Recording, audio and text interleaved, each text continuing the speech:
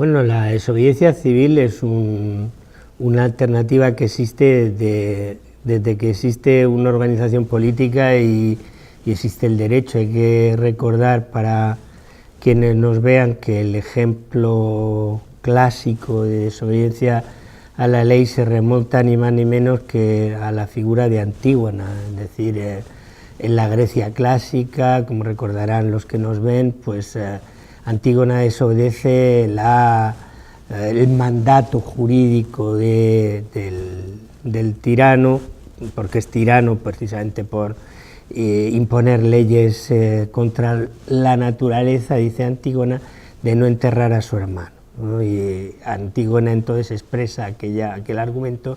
de que las leyes que van en contra de las leyes naturales, de las leyes, quiere decir ella, justas, son leyes que carecen de fuerza de obligar.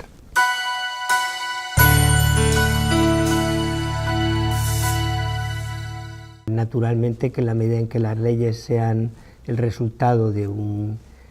proceso democrático en el que intervenga la mayoría de la población, bien que a través de representantes, el margen de injusticia y ilegitimidad se reduce, pero eso no quiere decir que no exista, al contrario,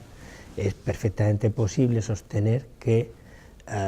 las leyes que se nos presentan como leyes carecen de fuerza de obligar, alegando un modelo de justicia que uno contrapone a aquel que recoge la ley. La única condición es que para que hablemos de desobediencia civil, la exigencia básica es que se trate de un tipo de respuesta de incumplimiento de desobediencia que no comporte violencia, es decir, que no comporte una destrucción o un daño de bienes relevantes. Aunque es cierto que eso puede ser relativizado porque las personas que hacen una sentada e impiden que otras personas circulen por la calle o accedan a un edificio, baste pensar en un ejemplo recientísimo que algunos de los que nos ven tendrán en mente, me refiero a la detención de un grupo de manifestantes que, alegando la inacción de la comunidad internacional de los Estados Unidos, la figura más relevante era George Clooney, posiblemente los que nos ven lo recuerden, se colocan delante de un edificio público en Estados Unidos y son finalmente arrestados y metidos en un furgón para ser castigados, ¿no? Ahí hay un segundo aspecto de la dimensión civil de esta desobediencia, es decir, el hecho de que para que sea desobediencia civil tiene que ser pública, porque la función de la desobediencia civil es apelar a la opinión pública, es decir, a la opinión de la mayoría, que en el fondo es quien supuestamente decide sobre la legitimidad de las leyes, diciéndole no, esta ley que se propone en nombre vuestra de la mayoría carece de un fundamento de justicia, volved a pensar esto porque esto no es aceptable. Es decir, que el desobediente civil lo que propone no es cambiar el orden establecido, pretende que, precisamente alegando un principio democrático, la justicia que él invoca sea aceptada como fundamento y por tanto revocar la ley. Por tanto, volviendo a la pregunta inicial, ¿es posible hoy? Pues quizá más que nunca, puesto que asistimos a una crisis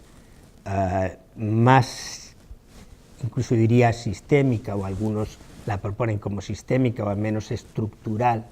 de los modelos democráticos en Occidente, no solo en Occidente, pero ahí donde nosotros estamos, hay más motivos, incluso motivos de fondo, para la desobediencia civil.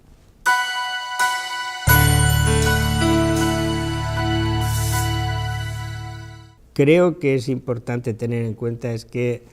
ningún modelo legal puede agotar el ideal de justicia, porque como tal el ideal de justicia es siempre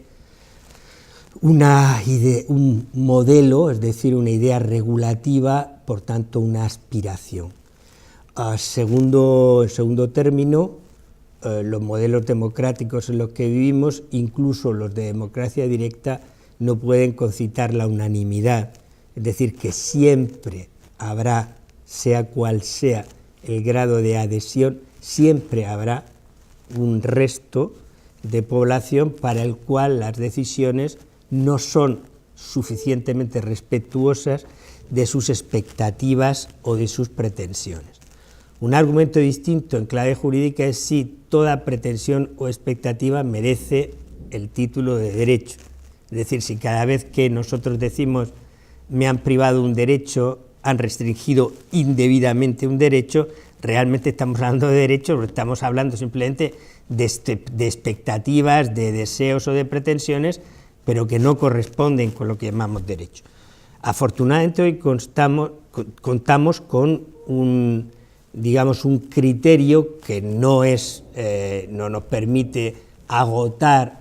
en términos veritativos la respuesta, pero que sí que es suficientemente aproximativo, porque hay una consagración de lo que llamamos derechos en estándares jurídicos aceptados con carácter, global, que permiten contrastar si cuando uno dice estoy viviendo un recorte en mis derechos, realmente se está hablando de un derecho, de una de esas necesidades que merecen ser protegidas con la protección especial que llamamos derechos, que es lo que llamamos derechos humanos.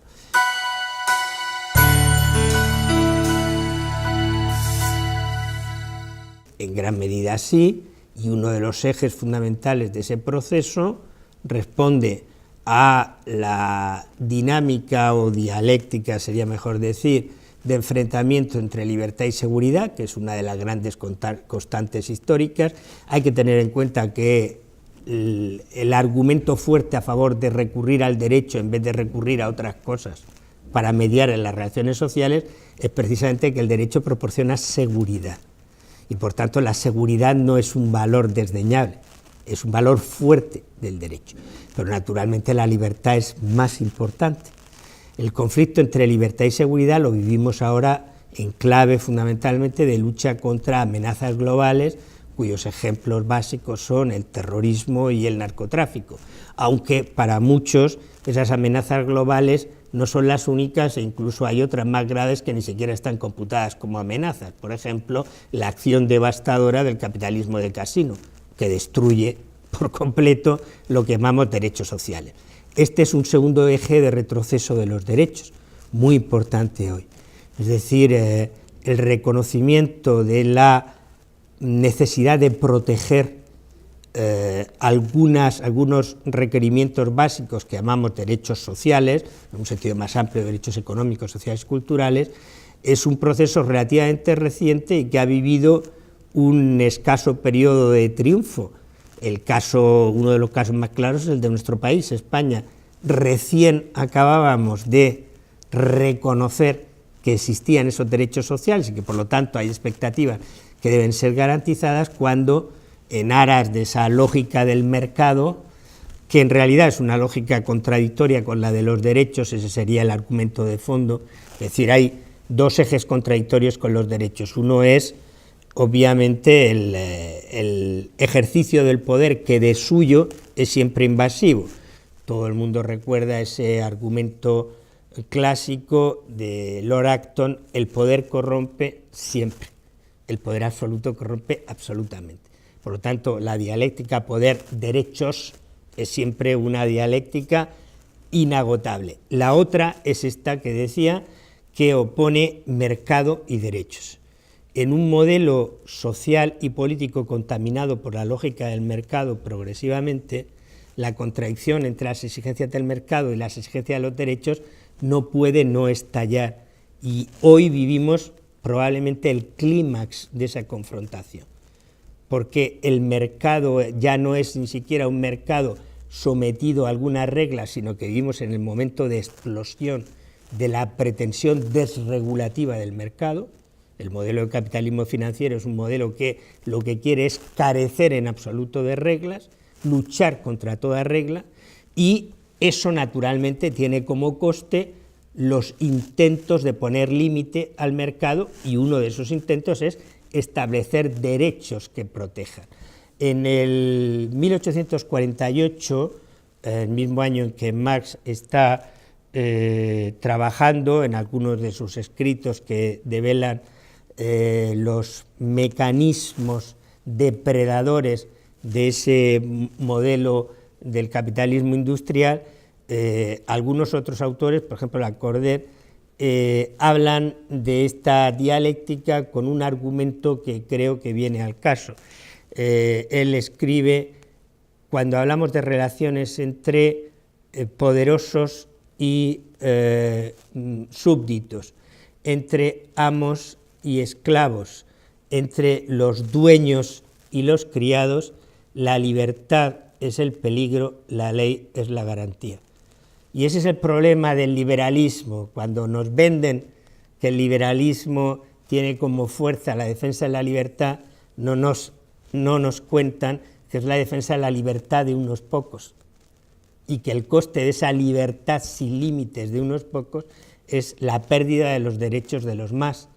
que se ven sometidos simplemente a una condición de asimetría total, cuyo espejo más claro es el ámbito del derecho del trabajo. El derecho del trabajo surge como un intento de regular situaciones de poder abusivo en las relaciones entre los trabajadores y los patronos. Inicialmente esas relaciones están presumidas, están regidas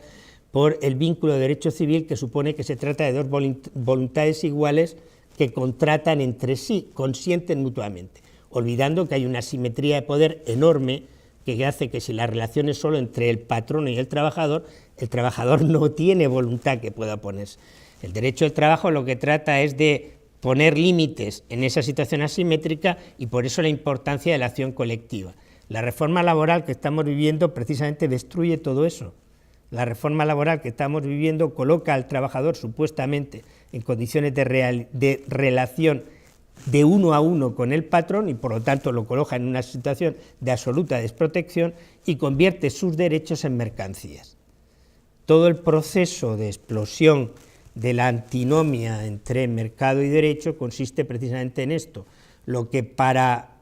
la mayoría de los que no estábamos en posiciones de poder eran las garantías que llamamos derechos sociales, son desmontadas como tales garantías sobre pretexto de que no se pueden pagar porque son caras, y por consiguiente se convierten en mercancías a las que solo pueden llegar, que solo pueden adquirir quien tiene capacidad adquisitiva. Eso en la práctica supone para una gran parte de la población perder derechos elementales. Por lo tanto, en ese eje, como en el eje de libertad y seguridad, yo creo que hay espacio para la desobediencia civil, por supuesto.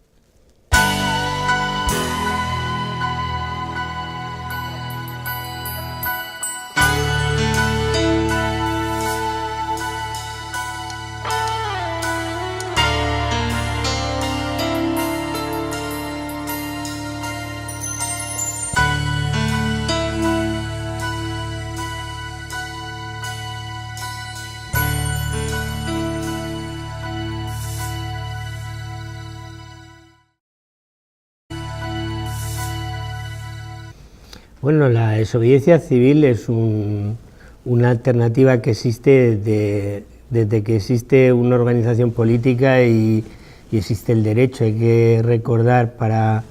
quienes nos vean, que el ejemplo clásico de desobediencia a la ley se remonta ni más ni menos de no enterrar a su hermano, ¿no? Y Antígona entonces expresa aquel argumento de que las leyes que van en contra de las leyes naturales, de las leyes, quiere decir ella, justas, son leyes que carecen de fuerza de obligar.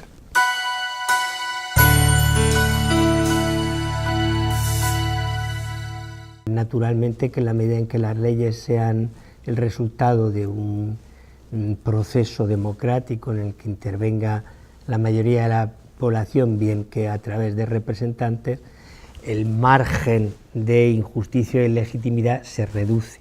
pero eso no quiere decir que no exista, al contrario, es perfectamente posible sostener que a la figura de Antígona, es decir, en la Grecia clásica, como recordarán los que nos ven, pues Antígona desobedece el mandato jurídico del tirano,